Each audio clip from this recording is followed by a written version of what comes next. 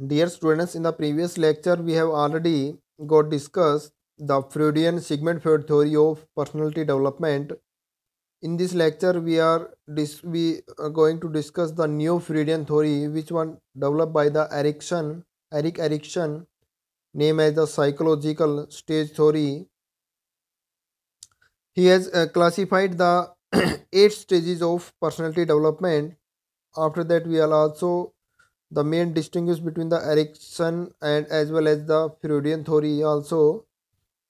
तो इन्होंने जो है आठ स्टेजेस में पर्सनालिटी डेवलपमेंट को क्लासिफाई किया है. Now let us start. First one stage is infancy stage. Infancy stage in Hindi we can say बाल्यावस्था. इसको हिंदी में बाल्य इसका it is the stage up to the 1 year. 0 से 1 ईयर लेता है और उसका 1 साल तक का होता है. तो इस स्टेज इन्फेंसी स्टेज का डेवलपमेंट होता है. In this stage, a child interact with the mouth. He pursue affecting recognition stimuli, needs awareness, hunger, happiness. It also require proper care and attention by the parents, family members. The attention and loving affection of parents make a child confident and happily. It means देखिए इसका मतलब क्या हुआ कि इस stage में बच्चा अपने मुंह से इंटरेक्शन करना सीख जाता है. फॉर एग्जाम्पल जैसे वो आवाज़ निकालते हैं ना, वो इस टाइप की आवाज़ें. और also recognise of stimuli means यहाँ पर क्या हो गया कि उसका अगर मान लीजिए मदर उसके पास आती है तो हंसना, मुंह से फीलिंग शो करना, इमोशन शो करना, हंसना, वो ऐसी इस टाइप की आवाज़ निकालना. अगर गुस्से में है तो टॉयलेट कर देगा. ठीक है, हैप्पीनेस अपना शो करता है. और इस स्टेज के अंदर पेरेंट्स की को बहुत ज़्यादा अटेंशन रहना पड़ता है अपने बच्चे की केयर पॉइंट ऑफ व्यू से, सेफ्टी पॉइंट ऑफ व्यू से. क्योंकि उसको जो है बहुत ज़्यादा केयर अटेंशन की ज़रूरत होती है उस बच्चे को. Now second stage is the early childhood. Second one is in this. अगर if you talk about the time period, इसका टाइम पीरियड अगर कि हम बात करें तो 1 से 3 साल इसका टाइम पीरियड होता है. In this stage, muscular is developed. A child start thinking about himself and his parents. He recognize his organ and their uses. इस स्टेज में क्या होता है कि बच्चा सोच विचार करना स्टार्ट कर देता है. जब बच्चा 2 साल का 3 साल का, थोड़ा बहुत सोच विचार, मैं ज़्यादा वो नहीं कहूँगा इसमें. और उसके पेरेंट्स के बारे में, अपने पेरेंट्स के बारे में, पेरेंट्स बच्चे के बारे में. और उसके धीरे धीरे उसके जो बॉडी के डिफरेंट ऑर्गन पार्ट्स हैं वो भी डेवलप होना स्टार्ट हो जाता है. और उनका वो कैसे यूज़ करना है वो भी सीख जाता है. जैसे बच्चा देखिए, जब बच्चा इन्फेंसी स्टेज में था, उसको गुस्सा आया, उसने क्या किया, जो है यूरिन कर दिया, सुसु कर दिया. लेकिन जब बच्चा अर्ली चाइल्डहुड में आता है तो उसको ये पता लग जाता है कि अगर उसको टॉयलेट आ रही है तो वो मुझे टॉयलेट करना है, तो जाके यूरिन कर सकता है, क्योंकि उसके सेक्सुअल पार्ट डेवलप हो गए. और वो उन चीज़ों को रिकॉग्नाइज करना सीख गया है, सोच समझना, थिंकिंग करना, सोच समझना सीख गया है थोड़ा.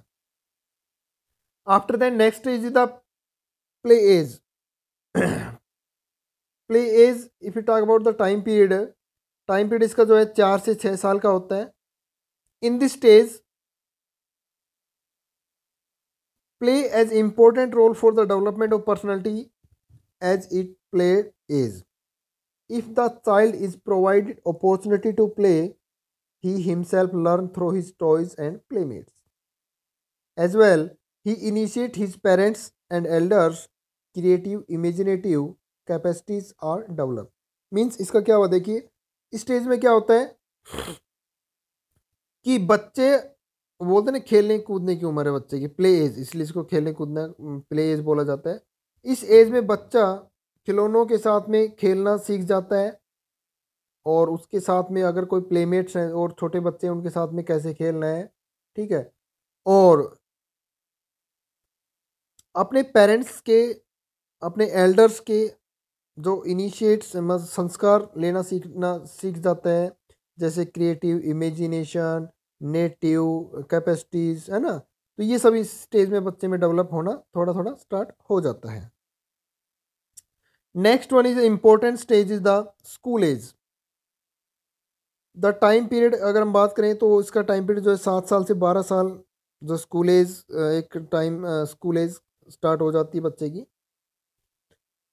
इन this stage the stage belong to the primary school age. When a child is interacting with unfamiliar friends, he develop the habit of mixing with them and working habit develop।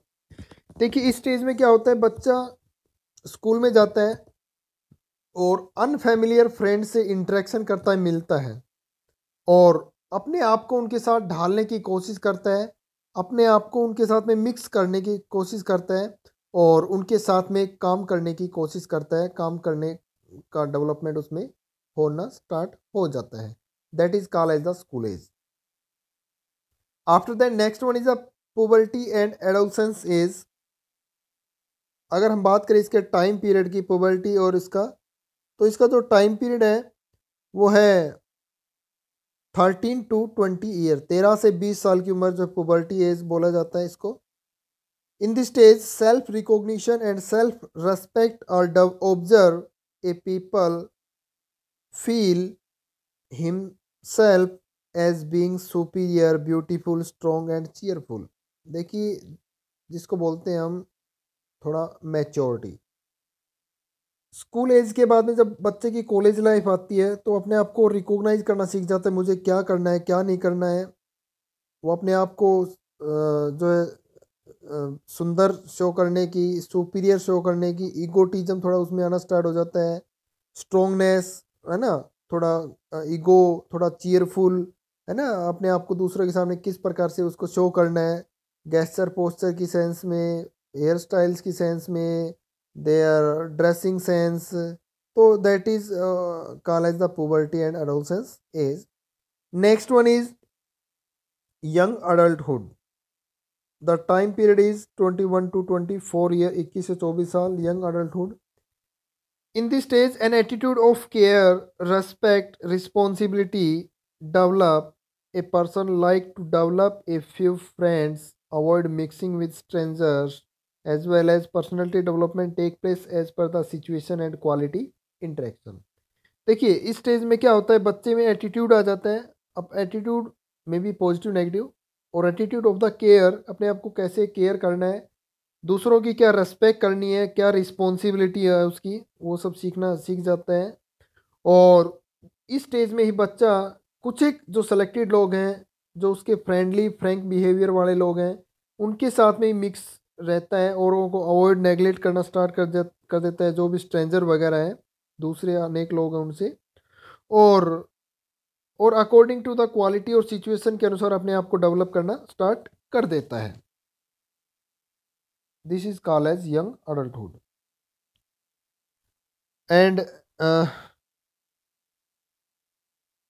Next one है आपकी middle adulthood.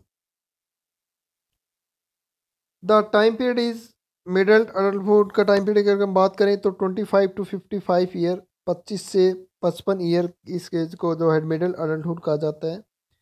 In this stage, the age of working age, in this age, people believe in productivity, creativity, pride, pleasure, honor, high hope, frustration, egocentric, other drawback, object। Means in this stage mainly क्या होता है, देखिए जब middle adult की as में इंसान जब होता है, इंडिविजुअल जब लोग होते हैं, तो वो अपने आप को प्रोडक्टिविटी, जैसे हम कह सकते हैं अगर एक फुल मैच्योर एज, जब आदमी अर्निंग करने लग जाता है, कमाने लग जाता है, तो उसके मान लीजिए ब्याह शादी वगैरह हो जाता है और वो अपनी जिम्मेवारी सीख जाता है, तो उस टाइम पर उसको बहुत ज़्यादा खुशी भी होते हैं, बहुत ज़्यादा दुख भी होते हैं, क्रिएटिविटी भी अपनी शो करने की कोशिश करता है, प्लेजर भी, होनर भी है ना, फ्रस्ट्रेशन भी, ईगोसेंट्रिक भी, इस टाइप के जो है इस एज में आने पर्सनालिटी डेवलपमेंट में विकास होता है इस स्टेज के अंदर। ये सब चीज़ें, स्ट्रेस में आ गया, टेंशन आ गया, वर्किंग टेंशन, जॉब की टेंशन, काम कर रहे हैं लेकिन वर्किंग एनवायरनमेंट अच्छा नहीं, उसकी टेंशन, स्ट्रेस में आ गया, कन्फ्लिक्शन की सिचुएशन, दूसरे नेबरहुड में उनके साथ लड़ाई झगड़ा करना, ठीक है। तो इस टाइप के करेक्टर्स जो डेवलपमेंट होते हैं हमारे मिडल अडल्टहुड में। लास्ट वन है आपके इसमें maturity stage. Maturity stage, if you talk about the time period is the 56 year up to the till death now.